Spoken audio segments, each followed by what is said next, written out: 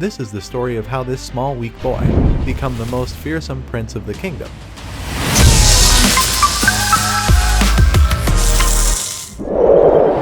Despite having giant parents, Prince Bojji is the smallest person to have ever walked in the Kingdom of Bosse. He lacks strength, is deaf, and is naive, but he nevertheless possesses the greatest courage to walk proudly. He spends his day playing with the animals that wander his father's property and running around the field.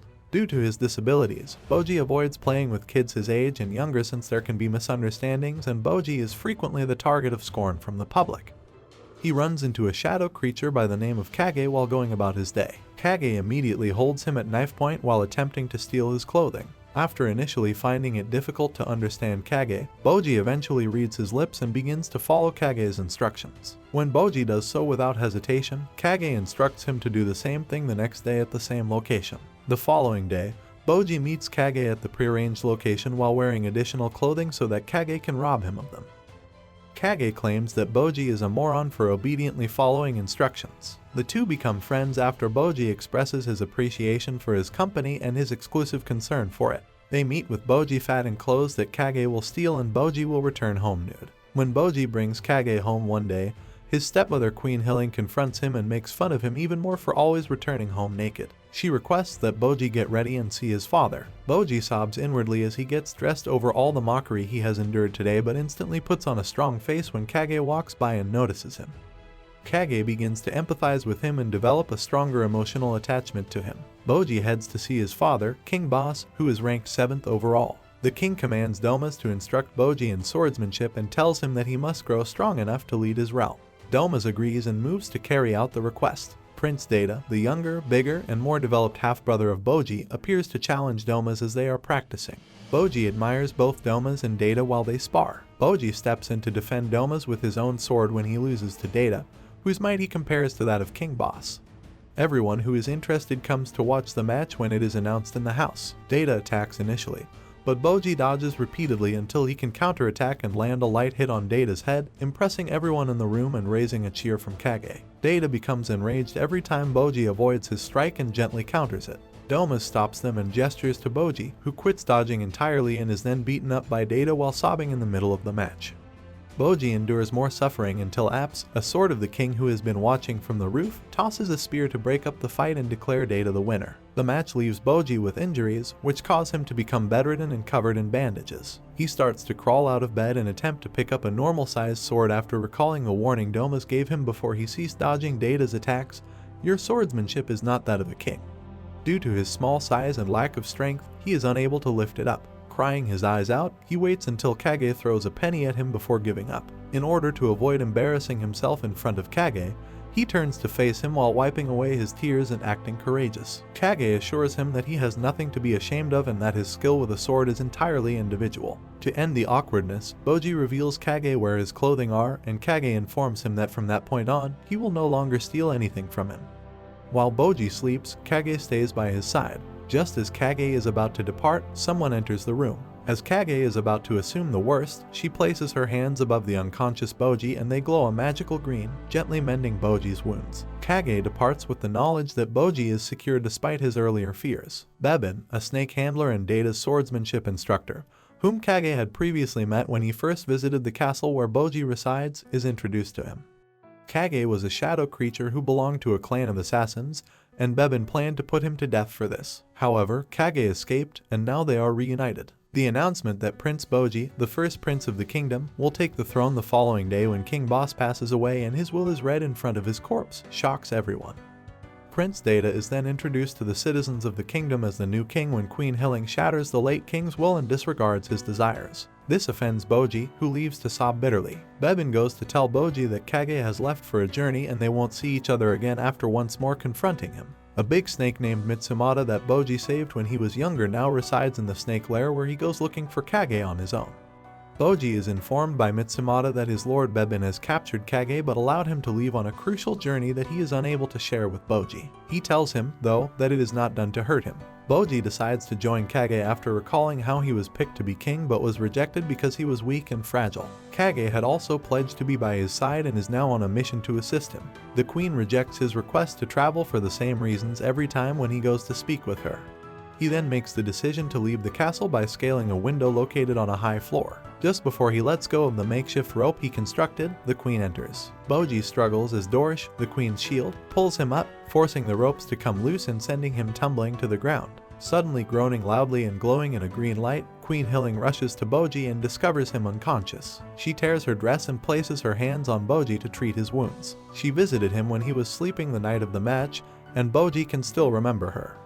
Hilling recalls her initial encounter with Bojji and the challenges she faced to develop the kind of bond she has with Bojji when she is left to relax alone. She becomes a little softer as a result, allowing Bojji to embark on the voyage in order to grow in knowledge, experience, and strength. She equips him with domas, his teacher, and Hokuro, a caregiver for his personal needs. Bojji departs on his adventure. The group arrives in a village first, where Bojji flees Hokuro to go have fun seeing puppet shows, shopping for random items at the market, and resting by the fountains. He is eventually discovered by domas and Hokuro without his bag, which had all of the critical items, and Hokuro receives criticism for first misplacing Bojji. The group then had dinner to unwind and consider their next move. The following morning, when they start their journey, they come across Bojji's bag on the sidewalk. They make the decision to continue their adventure, walking through the treacherous woodlands and plain valleys, with everything still intact. While they are walking, Bojji becomes interested in a butterfly and starts to follow it. He encounters the spearman who owns the pit after falling into it. When more animals are born from the dead one they are eating, the guy kills a wild pig, feasts with Bojji, and they dance together. Then, after explaining the procedure to Bojji, the man decides he wants to sacrifice Bojji so that more new lives might be made from his. Bojji is able to break away from the man and joins his group. As they set up camp to sleep for the night, Bojji's meat is stabbed with knives that were thrown from a distance that the three of them were unable to see. They see a pack of dogs lying dead on the ground in the morning after consuming poisoned meat that Bojji had stabbed. After burying the canines, they travel to another village with a pit leading to the underworld known as the Gates of Hell. Domas brings Bojji to visit the Gates of Hell and instructs Hokuro to locate a location for them to spend the night. As soon as they arrive, Domas shoves Bojji into the fire pit and abandons him there to burn. But as Kage emerges from his bag and the two of them embrace in tears of friendship, Bojji manages to fall safely on the pit bottom. Bojji is informed by Kage that he has been with him ever since the moment he fell from the window while trying to flee until the moment he attempted to eat the poisoned meat. He explains to him that Bebin, the snake handler, sent him to go with Bojji to meet the one who will make him powerful. In order to meet this individual, the journey they are going to embark on takes them further into the underworld. They proceed toward their target, but as they get closer, Bojji starts to smell gas, knocking them out. Bojji and Kage are taken on the back of two vehicles by two men who emerge from the smoke. They are transported to a kingdom of the abyss, another kingdom. When they awaken, they are welcomed by King Despa, the kingdom's ruler and the second-ranked person in the system. He begins to mock Bojji for his flaws and the fact that his younger brother is the current king instead of him. When he inquires about their motivations, Kage replies that they have come to witness a man who can transform a weak man into one with the strength of a king. King Despa acknowledges that he is the one they are seeking for and that he needs to assess the trainee's aptitude. Bojji is being tested by one of his knights who brought Kage and Bojji to the realm.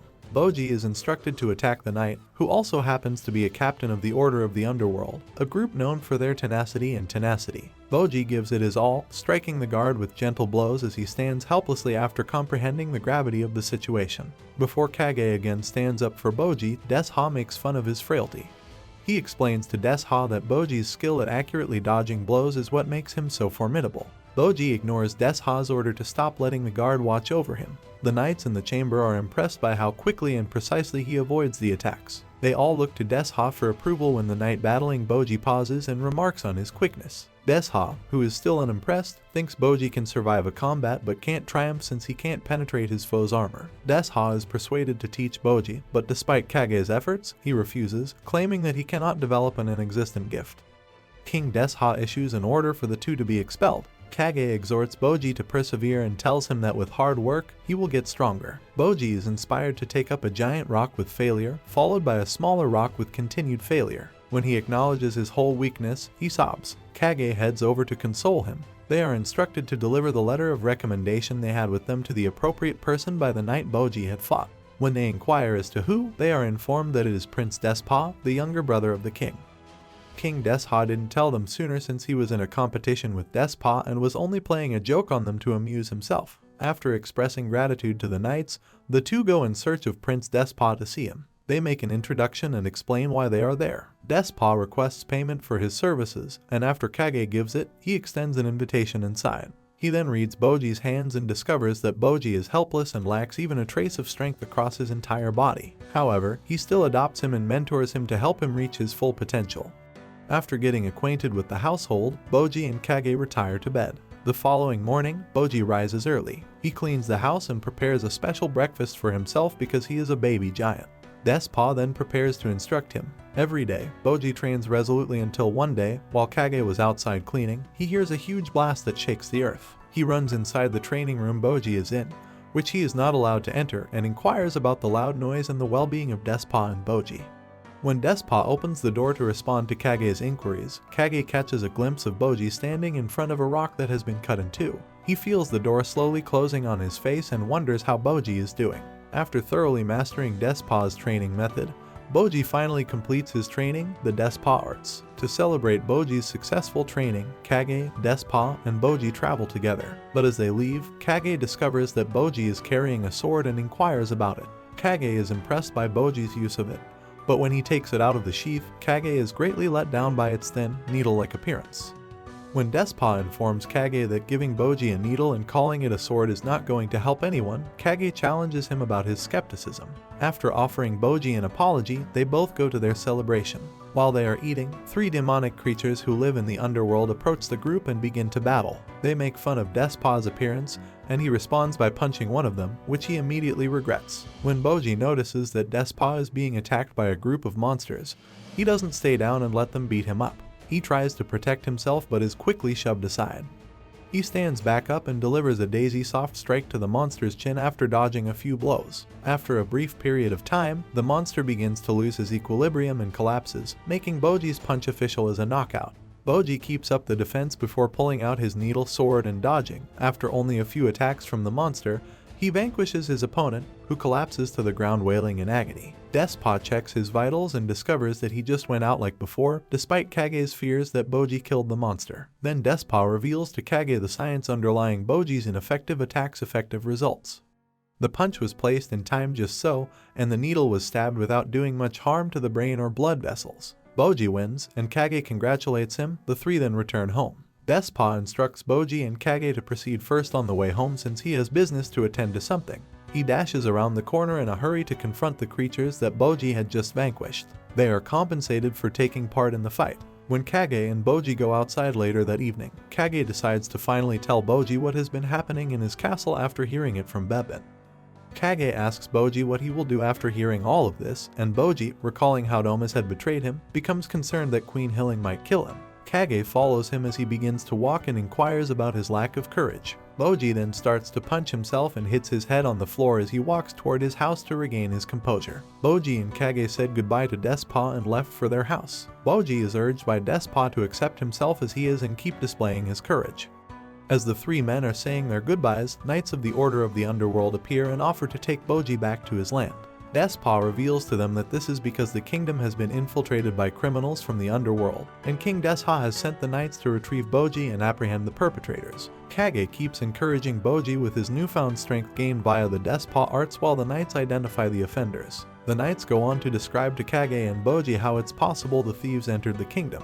When Kage and Bojji finally reach the kingdom, they discover that a criminal has fled the castle and is now pursuing innocent people.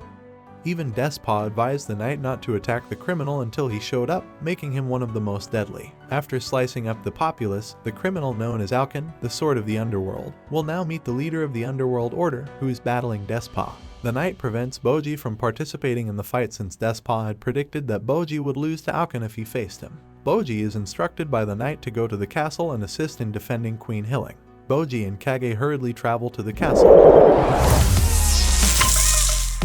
Thank you for watching the recap of Ranking of Kings Season 1 Part 1.